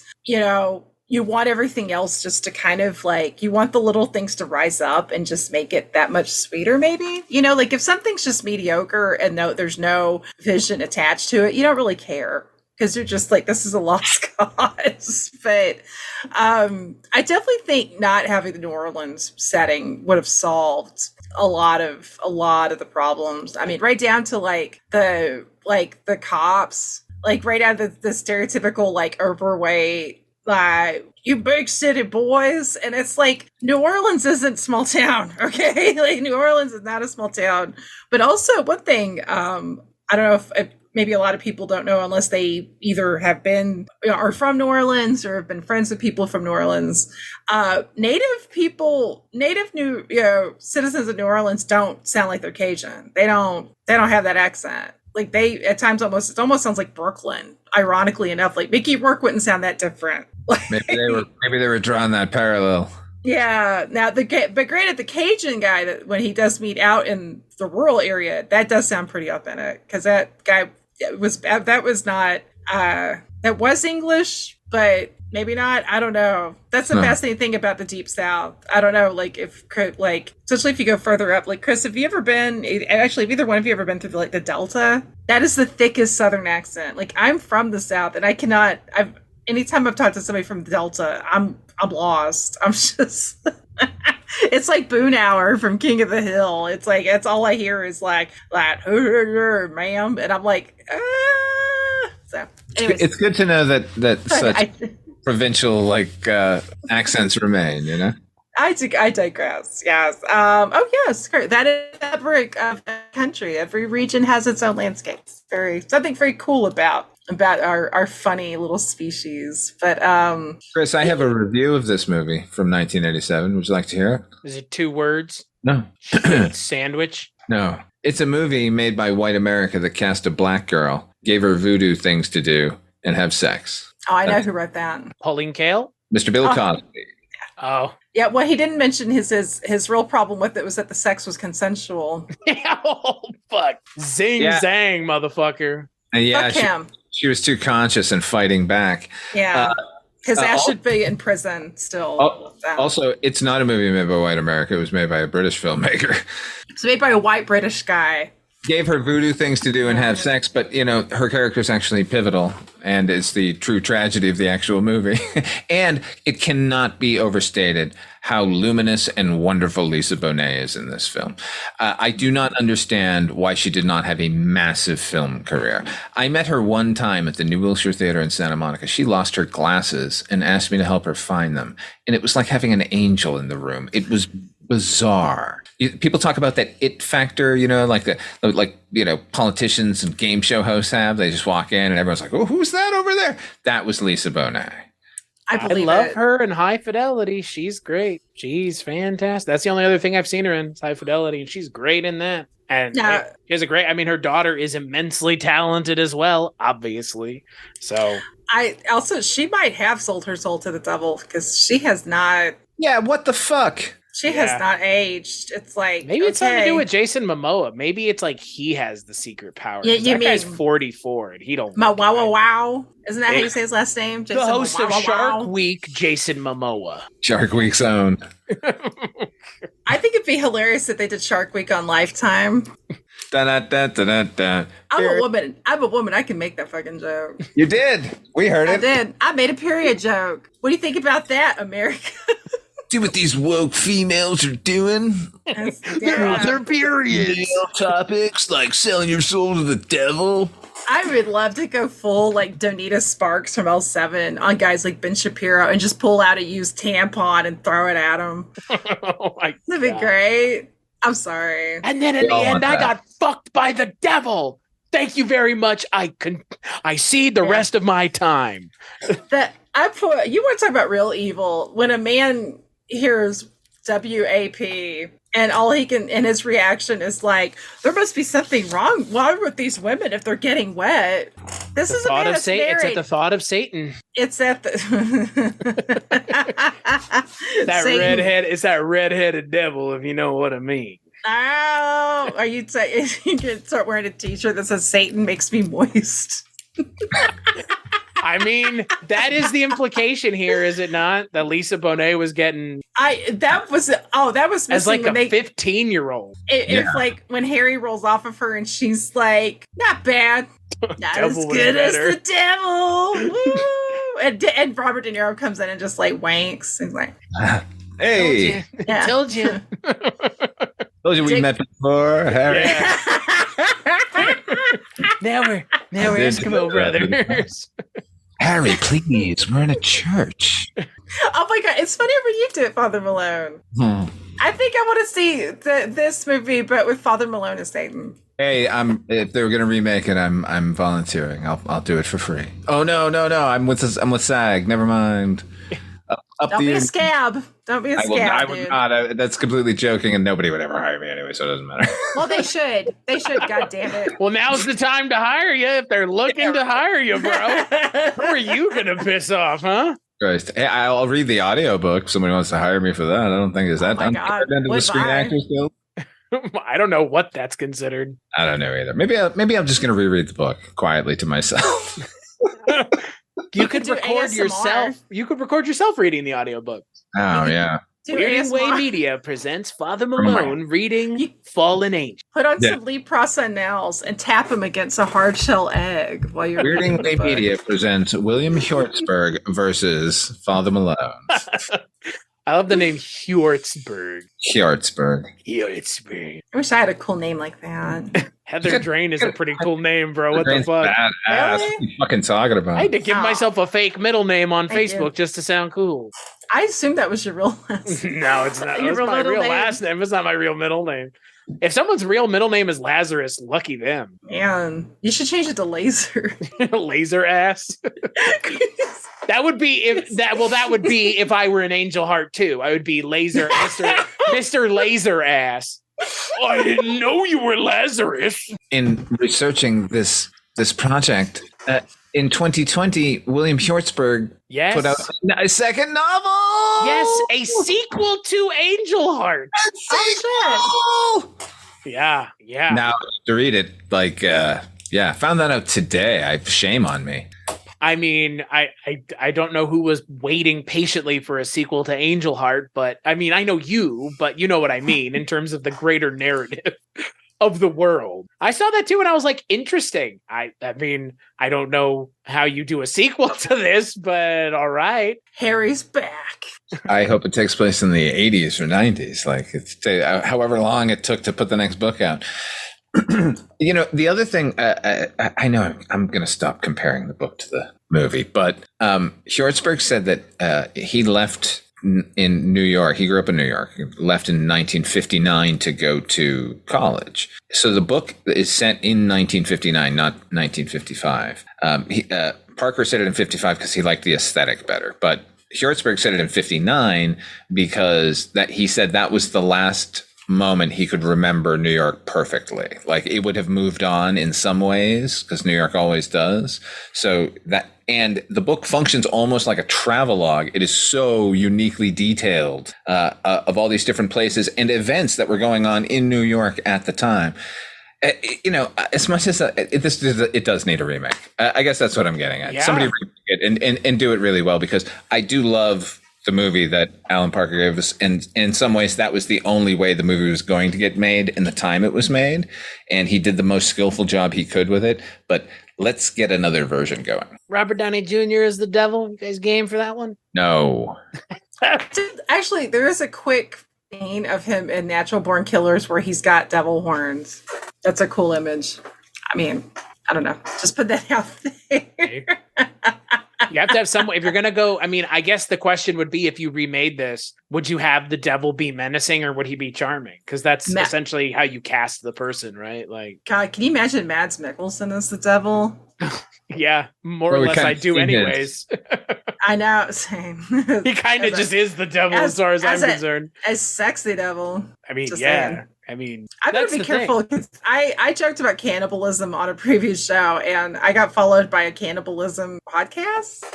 Which, if you guys are listening, hi. Wait a second. But I don't understand. Like you said something and your audience found you. I know that awesome. See, the magic of social media. But I do want to stress. I do want to stress. I'm a vegetarian. I don't eat people. I was gonna say, if a fucking human hand shows up in your mailbox, like, I'm not gonna go num num num num num num. Yeah, eat it like a corn cob or something. I'm not gonna do that. I will say feels the like whole a missed opportunity, really. It seems like eating a human heart would be really hard, though. It's not like a really tough muscle. Is it like the heart, the last thing to burn down? The heart is an extremely hard muscle. And the fact that, I was going to say, he must have some really strong jaw muscles because he ate that thing raw. Oh my God, what if he looked like Richard Keel? It's the only way you can get the soul. So you gotta do what you gotta do. Just carve it into small, like, heart carpaccio. He looked like Jaws from Bond, is what I'm saying. Or a Ferengi. I mean, that's the only way you're going to do that. Yeah. Again, like, he's like, I saw him eat the whole fucking thing. And it's like, God damn, this guy. Man, I would have loved to have seen that. Yeah, he was really committed. Yeah, that would have been a 3-hour movie because it'd be like 50 minutes of this guy just going... gnawing on this dude's heart for an hour. Yeah. The ASMR nobody wants. I mean, again, it would have been better than not seeing it at all. So Maybe. I mean, I think an edit I don't think you'd want the full full heart eating edit. Well, I mean, I mean, like you mentioned in the intro, Father Malone, this movie was originally X-rated, and that was because of that sex scene. And I mean, it's fine. It is gratuitous, and it is gory, and it is over the top. I'm not saying it's not needed, but I don't know, like, how much further could you have pushed it? Like, it's just a fucking boondoggle. Like, this was not rated X. Okay, what would have made this rated X? Like, have you seen the director's cut? I mean, I'm assuming what I watched is the director's cut. Yeah, if you're seeing a lot of his ass while he's thrusting into her, then yeah, that's the director's cut. And you know what? I didn't see that. I saw the R-rated version when I saw it in the theater. So this is the first time I've seen the director's cut, and yeah, it works better with with a lot of those cuts. Yeah, like it's like, this is gratuitous for what purpose? Like, it actually is gratuitous. I think he was just trying, like, I'm pushing it. I'm gonna push, like the MPAA were a bunch of cocksuckers during the 1980s. So like it was only fair to push back at them, but at the same time, movie doesn't need it. Like, not at all. The horror of what's going on is horrible enough. Right. You made a point. Right.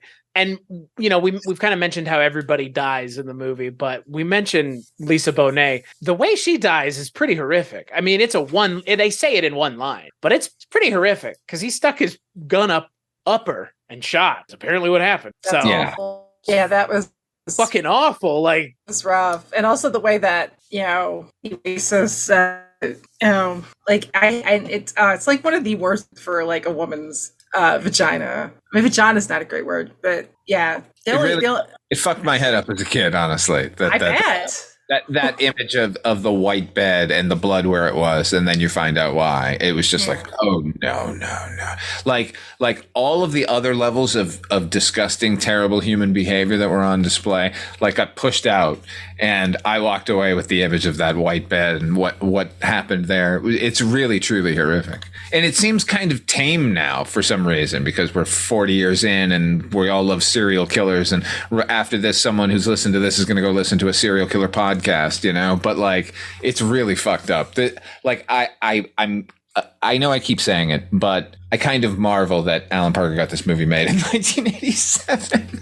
And that's the thing. It's like the amount of stuff they don't show is because if they were to actually show it, you can't really show it. So it's all, I mean, Seven takes a page right out of this movie's handbook with the thing with Leland Orser and the contraption that Kevin Spacey puts on him. We don't see any of that. We hear about what they found, but we don't see any of it. We see more here than we do there. And I think here it's more effective, just as effective, frankly, in a different way, which is, again, seeing it is pretty grotesque, but it works. And then it's completely ruined by a yellow-eyed baby. So, I think the good with the bad. So, yeah, I'm really glad we watched this, and I'm glad that I've finally seen a movie that's been kicking around my list for a while. And I had not seen Mickey Rourke as the lead in anything. So sexy fucker. Yeah, boy. All the promise of the world. Jesus Christ, what a good-looking Irishman. I was so proud. Let's end this on this note. Let's talk about the weird metatextual nature of him playing a character who fucks his face up. It is like, for someone who that then becomes like linked with them intrinsically, it is strange that he does it twice within like 5 years of one another. Perhaps he was never comfortable with how fucking gorgeous he was, and felt that it was a liability, and therefore, just a canvas to be molded by multiple punches to the face with boxing gloves. Go from acting to that sport is just like, man, you know what you're selling as an actor, and to go and do that, it seems like I don't know, it seems really negligent behavior. Well, unfortunately, I don't know. It's unfortunate is what I'm getting at. I mean, I view it, and I don't know his full story, and I'll say that for some transparency, but I view that as somebody who felt, I don't know, he strikes me as somebody who kind of goes from his heart and his gut. And we're all human. Sometimes some decisions are better than others. That's how we learn. That's how we grow. But maybe there's something to be said about somebody who's like, you know what? Fuck vanity. Maybe, there's depth here. He's physically beautiful in this area. But you know what? anybody, you know, with a roll of dice and good genetics, you can have that. Sure, maybe with some makeup, maybe sometimes with a little nip tuck. But at the end of the day, are you an interesting person? Are you a person of standing? Are you somebody who can tell a good story? Are you somebody that's actually going to be worth spending time with? You know, there's so much more to life. I actually have a lot more respect for him with that than I do, because I think, like, who would you rather hang out with and have a conversation with? Mickey Rourke, who can probably tell you all kinds of crazy, cool stories, nutty stories, and just like he's lived a life and he's still living it, or like somebody who spent their entire life in a gym. No, I think the thing that disappoints me is not like what ends up happening with him in his career, but the way he kind of ended up, like, his career like got hurt because of it, seemingly.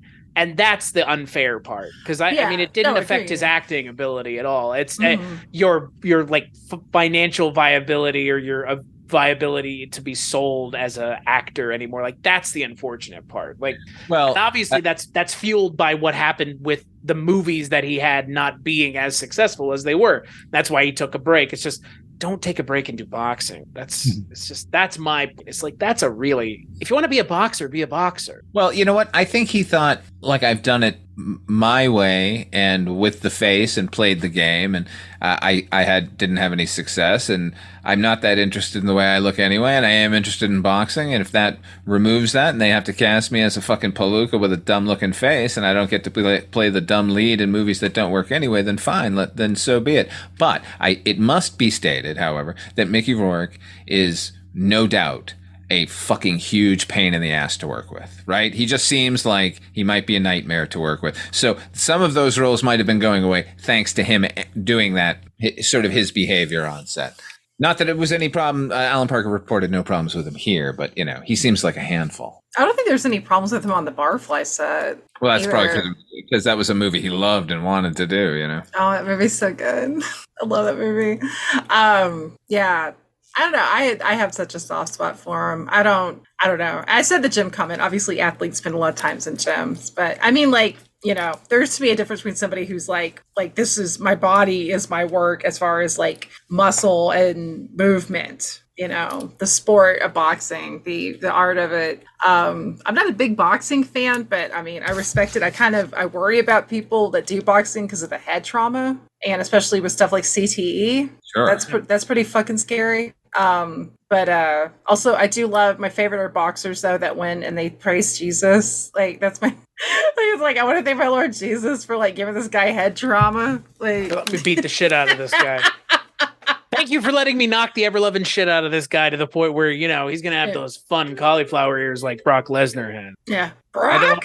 I don't want it to seem like I'm beating up on Mickey Rourke here, because I love him. The other thing that Alan Parker said was he was really intimidated by Robert De Niro. And so he was acting extra in the scenes with De Niro. And after every take, Rourke would come back to Parker and let him know who won.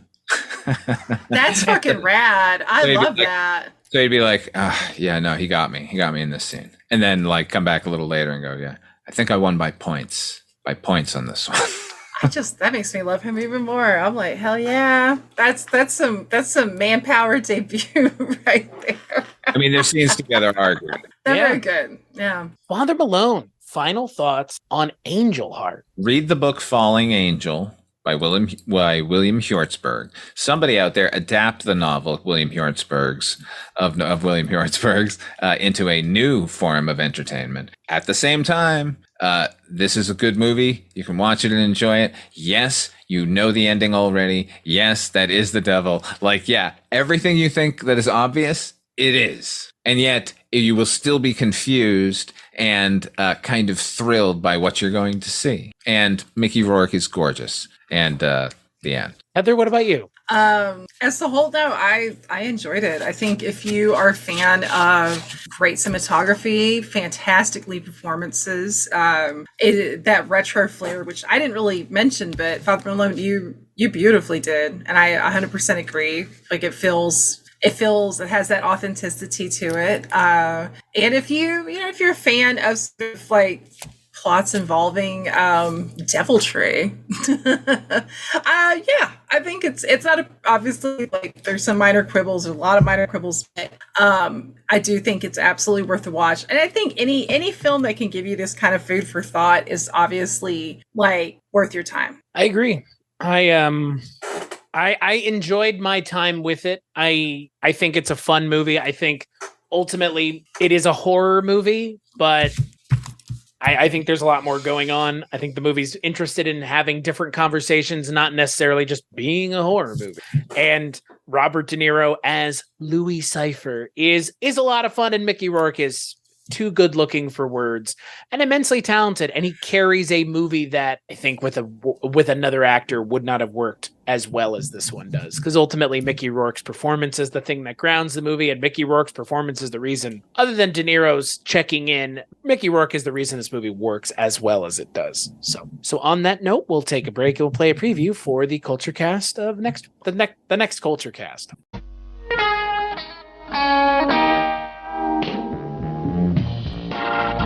This is a world where everybody's got to do something. They got to be something.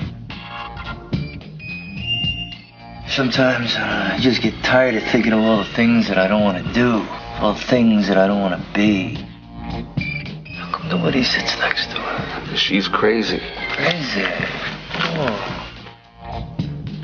You're the damnedest barfly I've ever seen.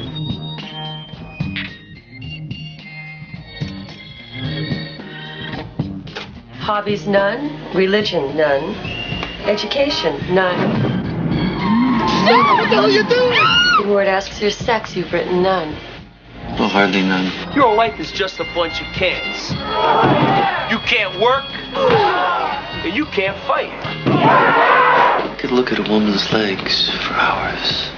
I got nothing but time. You know, every time I get with a woman, something happens. Stop or I'll fire! You're Henry Chernasky.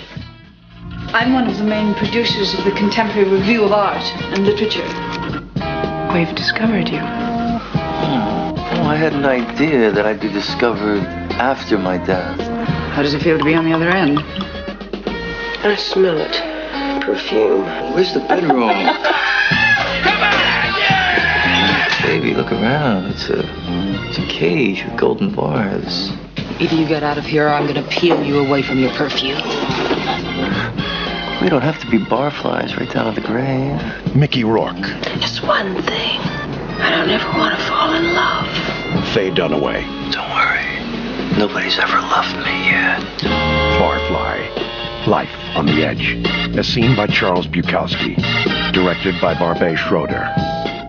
So right on the next Culture Cast, we're going to be talking about a movie that Heather's already mentioned, Barfly, featuring Mickey Rourke. I love Mickey Rourke. He's so gross in this movie. We're talking about Barfly here. He's so fucking disgusting in Barfly. Really? I thought that was actually the most attractive I've ever found him. Yeah, I know, but you're unusual. He's Oh, what?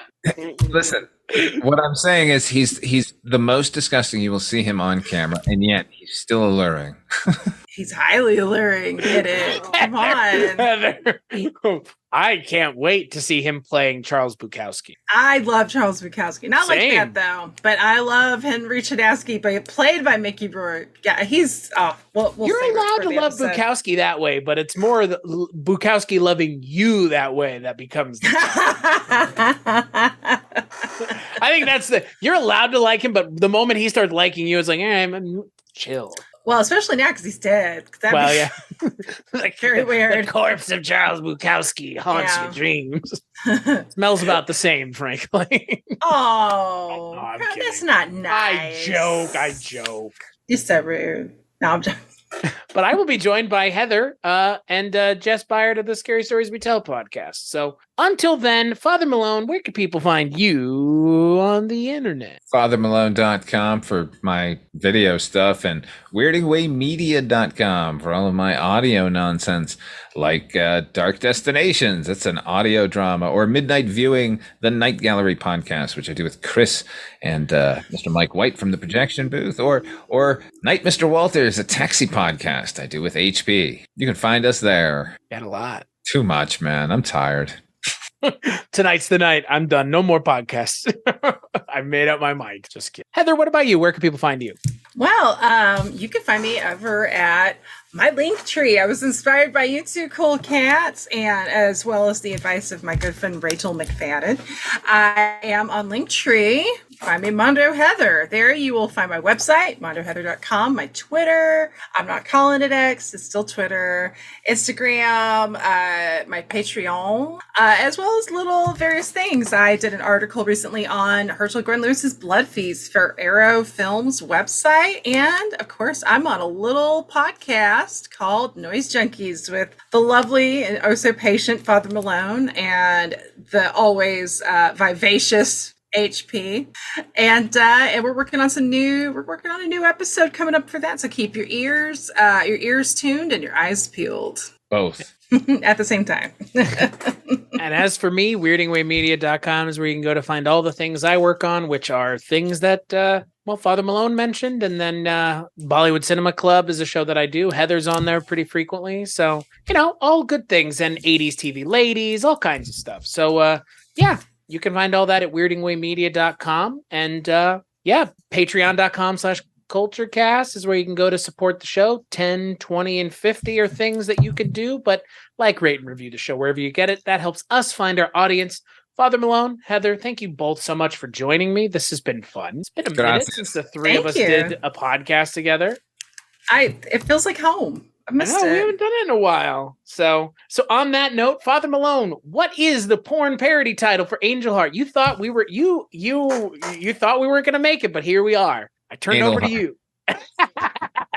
That's gross, man. Hail the conquering hero. Anal Heart, everybody. Good night.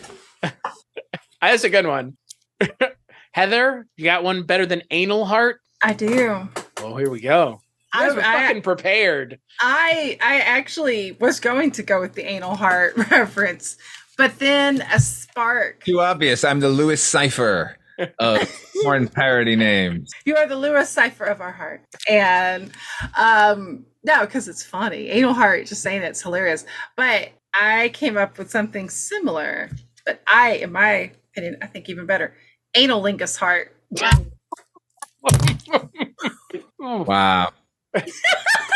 It's the lingus. It's that extra lingus, really. In memory, Mickey Rourke's Irish, so yeah. Go Lingus. Our lingus. God damn it. Both of y'all took both of mine effectively, which is the problem. I was like, oh, there's anal. So You didn't come up with a backup. You knew we were both going anal. It's true. How about Angel Heart On? What about autoerotic self-asphyxiation heart? Art. Okay. What about anal? No, not anal. Not anal. How about it? Sorry. Angel heart-shaped ass. That's kind of sweet. That's actually, I think, a little more gentle. She has an angel heart-shaped ass. Is that a Nirvana song? Yeah. Up inside my angel heart-shaped ass. So we brought it back to Dave Grohl for you. All the way back to Nirvana and Dave Grohl. We can end this podcast on a happy note, folks. Oh, well.